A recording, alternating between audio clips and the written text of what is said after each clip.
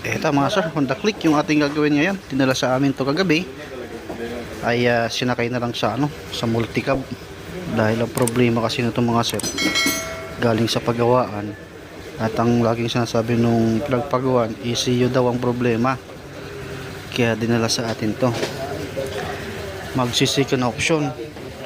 Yan. Kung ano yung nakikita natin dito, yan na yung dinala nila dito. Okay, tingnan natin. Unang-una muna kasi magbi-basic troubleshooting muna tayo pagdating sa mga ganitong problema. Ayan, din na siya nag-uwin. Tapos buksan natin to. Dito tayo unang-unang pupunta. Wala na yung fuse box pala. Battery lang yun dyan. Ayun, andito pala yung ECU saka yung computer box. Ayan o yung fuse box. Okay, kakabit muna natin to mga sa.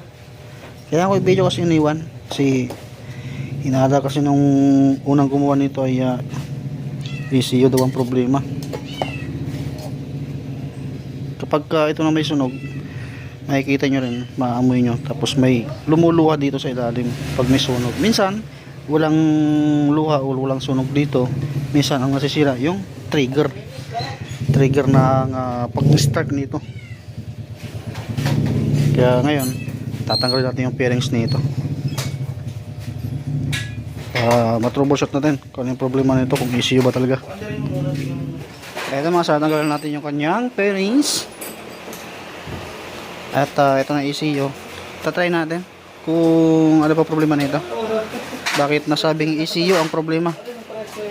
Siyempre, kapag tayo naman ay kasi magkakaiba nga ang mekaniko, diskarte. Tatry muna natin bago tayo mag-guessga kung talagang ECU.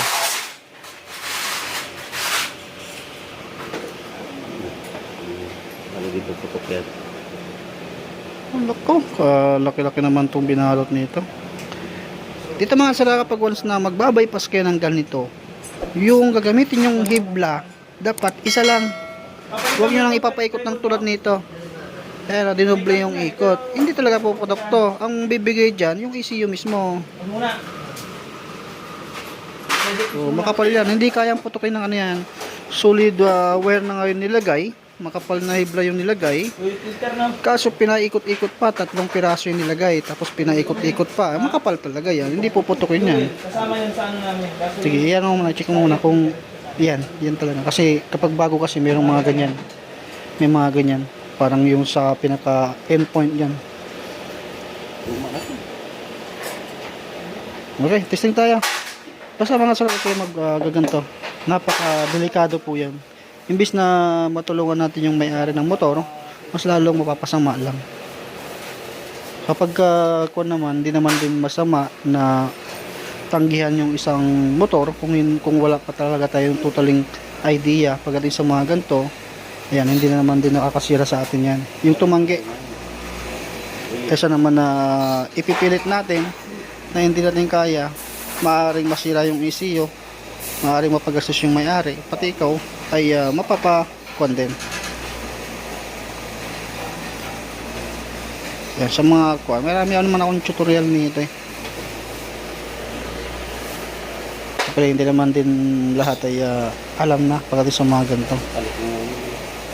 May mga kanya-kanyang kuan nga, diskarte, experience. Kung madiskartihin ka talaga pagdating sa pag-wiring, kahit na wala kang idea sa isang unit, alam mo na kagad dapat yung diskarte para malaman kung ano nga ba ang problema, kung ECU ba talaga or ano, or wiring. Kasi alam niyo naman din, kami din ay nagkakamali din. Totally nakasira na rin kami ng ECU. Siyempre kapag nakasira kami ng ECU, kami po ang nagsasuffer nun, hindi po ang customer. Kami po ang bumibili nun. Kasi kaya nga kayo nagpagawa para maayos yung unit. Pero ito, hindi natin alam kasi nga yung sinasabi ng may-ari, ECU daw to. Kaya syempre, kailangan mo natin i-confirm kung ECU ba talaga. Basic troubleshooting muna yung gagawin natin para makita natin. Huwag mo natin kaagad kalkal ng kalkal dito, kalkal doon. Check mo natin, step by step muna. Okay, connect natin yung battery harness. Testing natin ngayon. I-try mo nga muna ng i-on kung nang wala yung ECU. Kung puputok ba yung kanyang fuse nang walang ECU. Kasi doon pa lang mga sir, kapag once na tinanggal mo yung ECU at na-connect naman yung battery harness, kumbaga disable mo lang yung ECU at inon mo at hindi pumutok, ibig sabihin good yung wire. Yan, i-troubleshoot natin. Okay, on natin. Ayan, hindi pumutok doon. Nagkaroon siya ng panel. Normal lang yung check engine kasi walang ECU. Okay, off mo na.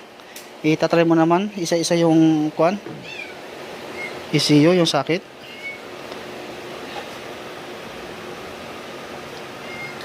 Tapos on mo kung mapapailaw niya. Okay, nag-on din. Tapos yung dalawa sa baba, tag isa-isa muna.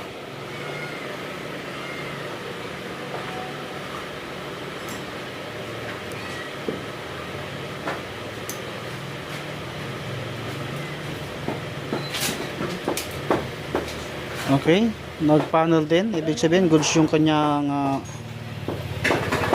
stator. Check natin yung battery. Yan. Papuntang battery harness kasi yan eh. Okay, sa panel, 1, 2, 3. Ayun, pumutok.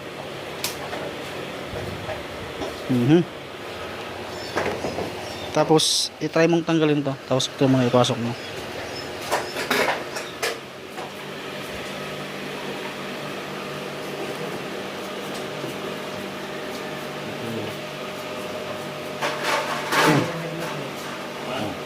Okay.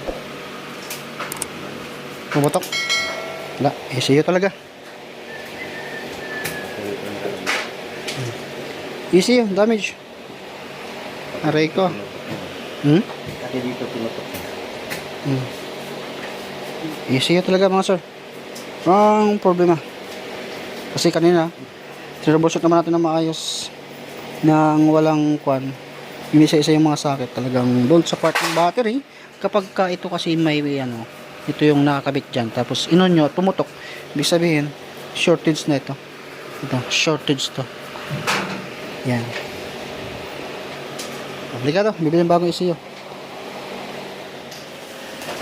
Eto na mga sir, dahil na-trace na natin yung kanyang problema, issue ng motor na to. Ang problema ay ECU, talagang nasira na talaga yung kanyang ECU mga sir. Kaya ugaliin nyo lagi nagpapacheck ng wire dahil may presyo tong ECU na to. 10 plus ang halaga nito.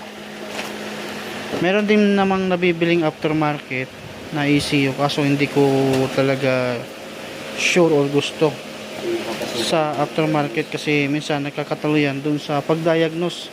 Minsan hindi mo mapasukan ng diagnose, hindi mo ma-reset ng maayos. Eh syempre kapag nagpapalinis ka o nagpapacheck ka ng wire, kung hindi mo madadiagnose o hindi mo mai-reset yung motor, sayang lang din. Yan, test natin mga sir. Kapag ganito mga sir na kayo'y nagwa-wiring ng motor ninyo at lalong-lalo na kung bago yung ilalagay yung ECU, may mga pamamaraan tayo dyan or may ginagawin kaming pamamaraan dyan in case na hindi pa nga o hindi kayo o takot kayo dun sa wire na baka may problema pa. Ang gawin nyo lang dyan, maglagay kayo ng fuse na mababang amperahe, tapos dun sa terminal yung kulay pula, dun sa terminal ng battery kulay pula, maglagay kayo ng manipis na wire tulad ng hibla ng wire, connect nyo sa positive tapos doon sa terminal ng wire ng kapuntang sa motor. In case na may problema, hindi masisira kagad yung ECU. Yung ginawa nyong wire na hibla or yung fuse na mababang amperahe, yun ang puputok, hindi kagad ito masisira. Bago to. Saka palatandaan nyo yung mga sir, kapag once na original ang ECU, mabigat. Kapag aftermarket, magaan. Subok na namin yung mga sir. At nakahawakan na rin namin yan. Ben. Okay, subok. Ben. Ha? Eh kung may mas mababa pa, di mas mababa pa. Dami. Okay, naglalagay na tayo ng hibla ng wire sa kulay pula na yan. Tapos i-on natin o i-connect natin yan dun sa positive kulay pula sa ating battery. Tapos kahit 10 ampere na lang gamitin nyo sa 25 ampere. Buti kaya 5 ampere, 2 ampere kung meron kayong mga ganon.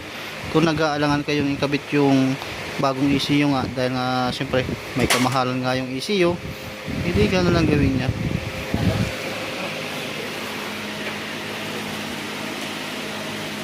Okay, bubuksan natin yung bagong ECU. Yan, bagong bago yan.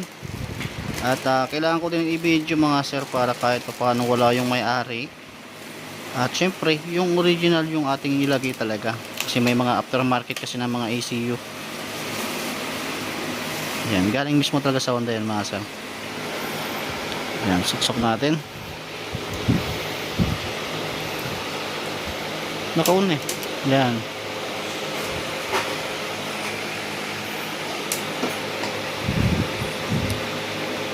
Diyan yung ano, pumuputok. Kapag sinaksak mo yan, diyan pumuputok yung ECU. Okay. Ayan, hindi siya pumutok mga sir. Oh. Okay. Sunod naman natin yung ayan, yung stator. Okay, on natin. Ayan, hindi siya pumutok. Ibig sabihin, ang naging problema nito, ECU. At ang pinagsimulan, dahil sa wire. Kaya ayan, nadali. Maaaring pinatusok-tusok. Maaaring may problema yung motor. Pero check naman natin yung kanyang harness. Goods naman. Wala naman kami nakitang palatandaan na dahil sa wire na short circuit. Kaya ang gagawin natin, balik na natin yung ano, yung fuse box niya. Yung fuse box niya binalutan na rin natin. Ayan, balik na natin. ECU niya, ayan, bago. Para papadra na natin. Ayan, ipasok na natin yung kanyang battery harness. At ito na yung ECU na bago natin. Ayan. At lagyan na rin natin yung battery para mapandara natin to. At yung mga ganitong mga kuwan sa motor natin, i-intact natin yan. Lalagyan natin ng ano yan, ng hose para kahit paano hindi magasgasan yung wire natin dyan. Ito na mga sir, ha? Ayan, nabit na rin yung battery. Standard na fuse. At ayan, kaibat rin yung terminal ng battery para mapandar na natin ito mga sir. At makuha na rin.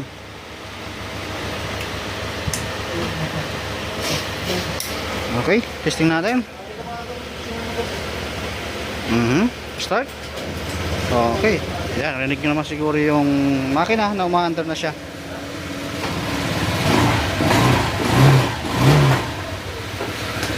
Okay. Yan. Tapos siyempre ito, isi-safe din natin ito. Lalagyan din natin ng hose yan para tumagal at hindi masira yung ECU natin.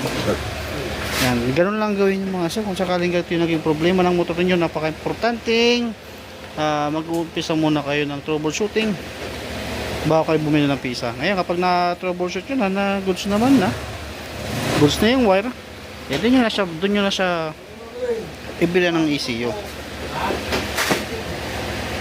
Yan, tapos ito yung ginagamit nating hose. Yan, okay na ito mga sir. Bali pairings na lang to. Hindi natin naman ito kailangan i-reset pa kasi bago naman yung ECU nya. Yan, gusto. Hindi ko lang papakita sa inyo yung pagbalik ng pairings dahil saglit lang din naman yan. At CVT cleaning kasi ipapa-CVT cleaning nya rin ito.